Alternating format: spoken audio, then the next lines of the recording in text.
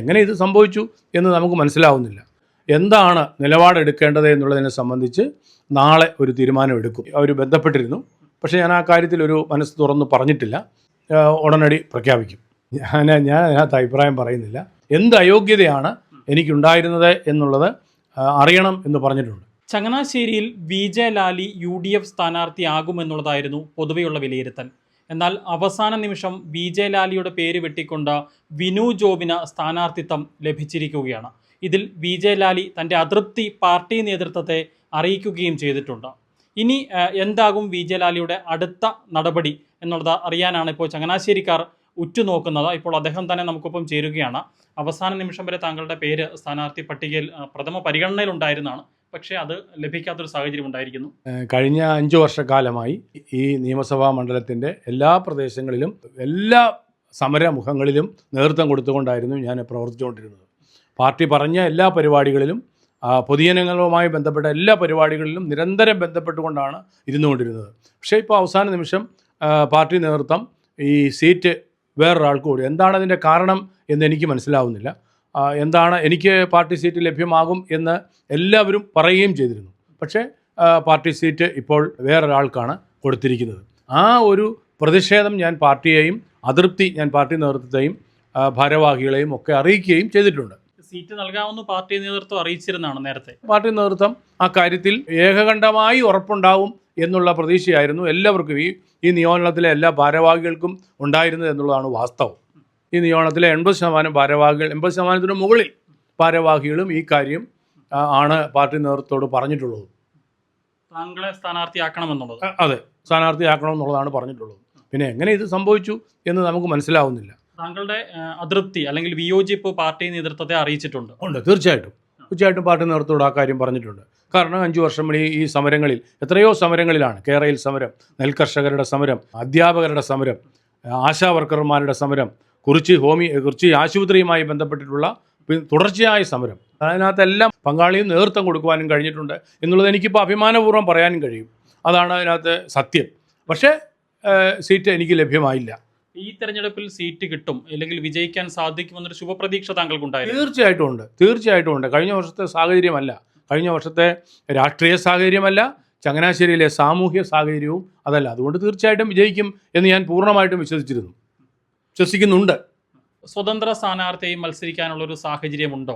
ഞാനൊരു സ്വതന്ത്ര സ്ഥാനാർത്ഥിയായി മത്സരിക്കുന്ന കാര്യത്തെക്കുറിച്ച് ആലോചിച്ചിട്ടില്ല, അങ്ങനെ ഒരു ആലോചന നടത്തിയിട്ടില്ല. പക്ഷേ മറ്റുള്ളവരുമായി ആലോചിച്ച് എന്താണ് നിലപാടെടുക്കേണ്ടത് എന്നുള്ളതിനെ സംബന്ധിച്ച് നാളെ ഒരു തീരുമാനമെടുക്കും. അതിനുവേണ്ടിയുള്ള പ്രവർത്തനങ്ങൾ നടത്തും. അങ്ങേക്കൊപ്പം നിൽക്കുന്ന ആളുകൾ അല്ലെങ്കിൽ താങ്കളെ പിന്തുണയ്ക്കുന്ന ആളുകൾ അവരത്തരമൊരു ആവശ്യം മുന്നോട്ട് വെച്ചാൽ അങ്ങനെ ഒരു സ്വതന്ത്ര സ്ഥാനാർത്ഥിയെ മത്സരിക്കും? അതിൻ്റെ എല്ലാ വശങ്ങളും ചർച്ച ചെയ്തിട്ട് എങ്ങനെയാണ് കാര്യങ്ങൾ പോകുന്നത് എന്ന് മനസ്സിലാക്കിയിട്ട് ആ കാര്യങ്ങളിലേക്ക് നീങ്ങും. ചങ്ങനാശ്ശേരിയിലെ മറ്റ് നേതൃത്വങ്ങളുമായി കൂടി ചർച്ച ചെയ്തിട്ട് ആ കാര്യത്തിലൊരു തീരുമാനത്തിലേക്ക് പോകാൻ ആണ് ഉദ്ദേശിക്കുന്നത്. BJP നേതാക്കൾ താങ്കളെ ബന്ധപ്പെട്ടിരുന്നു അല്ലെങ്കിൽ സീറ്റ് വാഗ്ദാനം ചെയ്തിരുന്നു എന്നൊക്കെ ചില റിപ്പോർട്ടുകൾ പുറത്തു വരുന്നുണ്ട്. അതിൽ അടിസ്ഥാനമുണ്ടോ? ബന്ധപ്പെട്ടില്ല എന്ന് ഞാൻ പറയുന്നില്ല. അവർ ബന്ധപ്പെട്ടിരുന്നു, പക്ഷേ ഞാൻ ആ കാര്യത്തിൽ ഒരു മനസ്സ് തുറന്ന് പറഞ്ഞിട്ടില്ല. അതാണ് അതിൻ്റെ അവസ്ഥ. പല കാര്യങ്ങളും പറഞ്ഞിരുന്നു. ഇനി അങ്ങോട്ട് ചർച്ച ചെയ്യാമെന്ന്, സ്ഥാനാർത്ഥിയെ പ്രഖ്യാപിക്കുന്നതിന് മുമ്പ് സ്ഥാനാർത്ഥി ആവണം എന്നും പറയാൻ ബന്ധപ്പെട്ടിരുന്നു. അത് കഴിഞ്ഞിട്ട് വീണ്ടും ബന്ധപ്പെട്ട് ഈ NDA ആയിട്ട് ബന്ധപ്പെട്ട് പ്രവർത്തിക്കണം എന്ന് പറഞ്ഞിരുന്നു. പക്ഷേ അതൊന്നും ഞാൻ ചർച്ചയ്ക്ക് എടുത്തിട്ടില്ല. നാളെ എല്ലാ കാര്യങ്ങളും ചർച്ച ചെയ്യാൻ വേണ്ടിയാണ് ഞാൻ യോഗം വിളിച്ചിരിക്കുന്നത്. നാളെ താങ്കളുടെ പാർട്ടിയുടെ തന്നെ യോഗമാണ്? എൻ്റെ പാർട്ടിക്കാരുടെ ഭാരവാഹികളുടെ തന്നെ യോഗമാണ്. അതിനുശേഷം താങ്കൾക്ക് അനുകൂലമായൊരു നിലപാട് ഉണ്ടാകുന്നില്ല എങ്കിൽ സ്വാഭാവികമായിട്ടൊന്ന് മാറി ചിന്തിക്കുന്ന സാഹചര്യം ഉണ്ടാവും. അല്ല, അതെന്താ ചിന്ത എന്നുള്ളത് ഉടനടി പ്രഖ്യാപിക്കും. നിലവിൽ UDF-ൽ സീറ്റ് ലഭിച്ചിരിക്കുന്ന ചങ്ങനാശ്ശേരിയിലെ സ്ഥാനാർത്ഥി അതൊരു പെയ്ഡ് സീറ്റാണെന്നൊരു ആരോപണം വ്യാപകമായി ഉയരുന്നുണ്ട്. അതിൽ താങ്കളുടെ അഭിപ്രായം എന്താണ്? ഞാൻ അതിനകത്ത് അഭിപ്രായം പറയുന്നില്ല. പൊതുവേ അങ്ങനെ ഒരു ചർച്ച വരുന്നു എന്ന് മാത്രമേ ഉള്ളൂ എന്നാണ് അതിൻ്റെ കാര്യം. പൊതുവേ ഇങ്ങനെ ഒരു ചർച്ച എല്ലാവരും വന്ന് ചോദിക്കുന്നുണ്ട്, അങ്ങനെയാ മാറിപ്പോയത് അതാണോ? എനിക്ക് ഉത്തരം പറയാൻ അറിയില്ല. എനിക്കതിനകത്ത് ഉള്ളുകളികൾ അറിയത്തില്ല, എന്ത് സംഭവിച്ചു എന്ന് എനിക്കറിയത്തില്ല. അതാണ് വാസ്തവം. നമ്മളുടെ പേര് എന്തുകൊണ്ട് വെട്ടി എന്നുള്ളത് അറിയില്ല നമുക്ക്. അതല്ല ഞാൻ എൻ്റെ സംശയം, ഞാൻ അതൃപ്തിയും ആ സംശയവും പാർട്ടി നേതൃത്വത്തോട് ചോദിച്ചിട്ടുണ്ട്. എന്ത് അയോഗ്യതയാണ് എനിക്കുണ്ടായിരുന്നത് എന്നുള്ളത് അറിയണം എന്ന് പറഞ്ഞിട്ടുണ്ട്. ഈ മുന്നണി വിടരുത് എന്ന UDF-ലെ പ്രമുഖരായ നേതാക്കളും താങ്കളോട് ആവശ്യപ്പെട്ടിട്ടുണ്ട് എന്നുള്ളത് മനസ്സിലാക്കുന്നു. സ്വാഭാവികമാണല്ലോ. സ്വാഭാവികമായിട്ടും നേതൃത്വത്തിലുള്ള ആളുകളെല്ലാം ആ കാര്യങ്ങൾ ആവശ്യപ്പെടുന്നുണ്ട്. എന്താണ് ചെയ്യേണ്ടതെന്ന് ആലോചിക്കാം എന്നൊക്കെ പറയുന്നുണ്ട്. എന്താണെങ്കിലും ഭാവിയിൽ എന്ത് സംഭവിക്കും എന്നുള്ളത് ഇപ്പോൾ പ്രവചിക്കാൻ പറ്റില്ല, അല്ലേ? അല്ലെങ്കിൽ ഒന്ന് മാറി ചിന്തിക്കേണ്ടി വരുമോ? എന്ത് ചെയ്യണം എന്നുള്ളതിനെക്കുറിച്ച് ഗൗരവമായിട്ട് ആലോചിക്കാൻ പോകുന്നതേ ഉള്ളൂ. ആലോചിച്ചിരിക്കും, നല്ലൊരു തീരുമാനം എടുക്കും. അത് തന്നെ, നല്ലൊരു തീരുമാനം എടുക്കും.